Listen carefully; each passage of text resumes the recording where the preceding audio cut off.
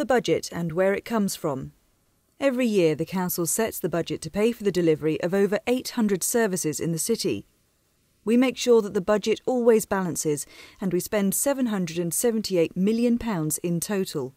Out of that budget, £332 million, or 43%, comes from government grants that are ring-fenced for schools and housing benefit, and £52 million, or 7%, comes from housing rents and can only be spent on council housing.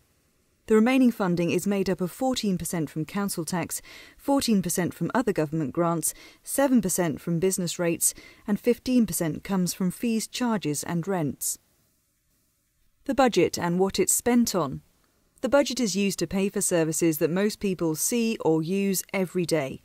This year we will spend £26 million keeping the streets clean, collecting and disposing of refuse, and providing a recycling service.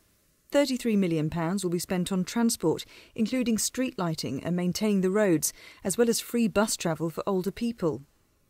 But there are many other essential services that people rely upon. £111 million is spent on adult social care. This budget provides home care services and funding for older people who need to be in residential or nursing care. It also supports adults with learning disabilities and mental health difficulties. As well as funding schools, we spend £76 million on other services for children. This includes services for the under-5s, youth services supporting children with special educational needs and children in care. As well as providing council housing and housing benefits, we spend £35 million on other housing services like temporary accommodation for people who are homeless and supporting vulnerable people to live independently. We spend money on parks, sport and leisure, museums and libraries, public health and community safety. We encourage visitors to come to the city and businesses to invest here because it's good for the economy and jobs. We also spend money on central support that keeps services running smoothly, like IT.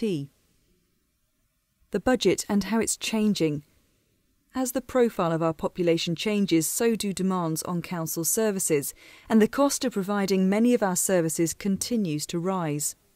At the same time, the government is reducing council grants, and we are limited in how much extra income we can generate.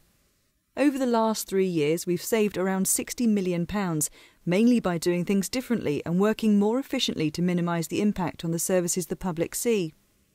But there's a lot more to do. We need to plan to save around £100 million over the next 4 to 5 years. We're currently developing next year's budget, and you can tell us what you think our city's priorities should be online.